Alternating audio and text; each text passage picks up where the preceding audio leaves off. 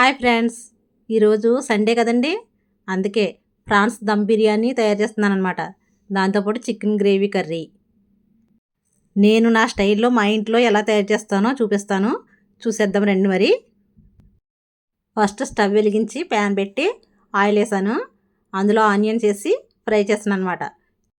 పక్క స్టవ్ కూడా వెలిగించి బిర్యానీకి డ్రై ఆనియన్స్ కావాలి కదండి, అవి పక్కన ఫ్రై చేస్తున్నాను అనమాట.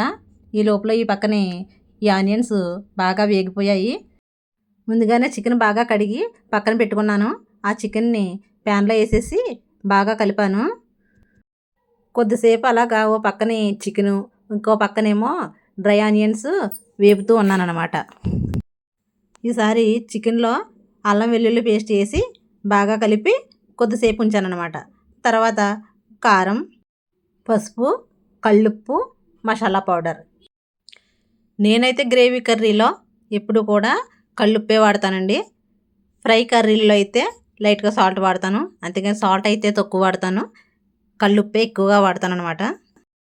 ఈసారి ఇంగ్రీడియంట్స్ అన్నీ వేయడం పూర్తయింది.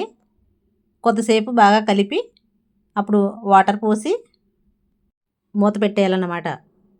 కొద్దిసేపు ఉడికిన తర్వాత చూద్దాము. పక్కనే ఫ్రైడ్ ఆనియన్స్ కూడా వేగిపోయాయి, అవి కూడా దింపేశాను. ఈసారి కర్రీ అయిపోయిందండి. పైన కొత్తిమీర గార్నిష్ కింద కలిపేసి దింపేసాను. చూడండి కర్రీ ఎలా వచ్చిందో. ఈసారి బిర్యానీకి కావలసిన ఇంగ్రీడియంట్స్ అన్నీ తయారు చేసుకుందాము. ఫస్ట్ ప్రాన్స్ తీసుకున్నానండి. ఈ ప్రాన్స్ మా ఆయనగారు వాళ్ళ ఫ్రెండ్ ఇచ్చారనమాట. ఇప్పుడు ప్రాన్స్లో ఏమేమి ఇంగ్రీడియంట్స్ వేసానో చూపిస్తాను రండి.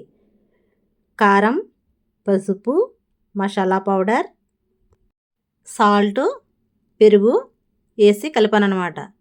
ఈ చిన్న బౌల్ సరిపోలేదు. నేను ఎప్పుడు ఇంతేనండి, చిన్నగా మొదలెడతాను కానీ అది పెద్దగానే అవుతుంది ఎప్పుడుని.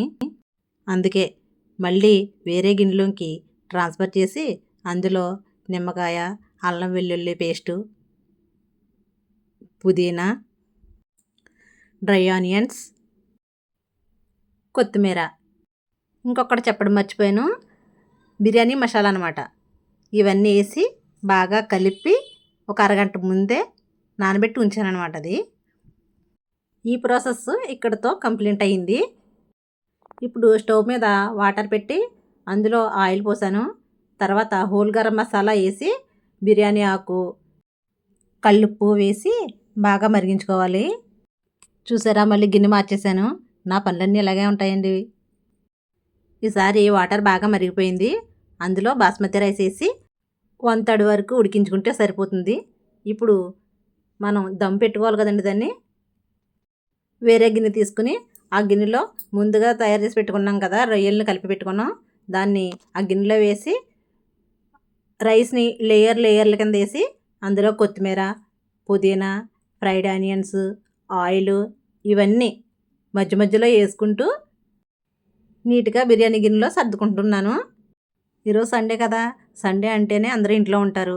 అందుకని మా పిల్లల్ని ఈరోజు ఫుడ్ ఏం వండనమ్మా అని అడిగితే, ప్రాన్స్ ఉన్నాయి కదమ్మా, ప్రాన్స్ దమ్ బిర్యానీ వండమ్మా అన్నారు. అయితే చికెన్ తెచ్చుకోండి అమ్మా అంటే చికెన్ కూడా తెచ్చిచ్చారు. ఈసారి రైస్ అంతా సర్దుకోవడం అయిపోయింది. దమ్ పెడుతున్నాను చూడండి. కరెక్ట్గా 20 మినిట్స్ దమ్ పెడితే సరిపోతుంది. ఓ 10 మినిట్స్ ఏమో హై ఫ్లేమ్లో పెట్టి, ఓ 10 మినిట్స్ ఏమో లో ఫ్లేమ్లో పెట్టుకుంటే సరిపోతుంది. చూడండి ఎంత కలర్ఫుల్గా ఉందో. స్మెల్ కూడా గుమగుమలాడిపోతుంది. టేస్ట్ అయితే సూపర్ వచ్చిందండి. నా వీడియో మీకు నచ్చితే లైక్ చేయండి, షేర్ చేయండి, నా ఛానల్ని సబ్స్క్రైబ్ చేసుకోండి.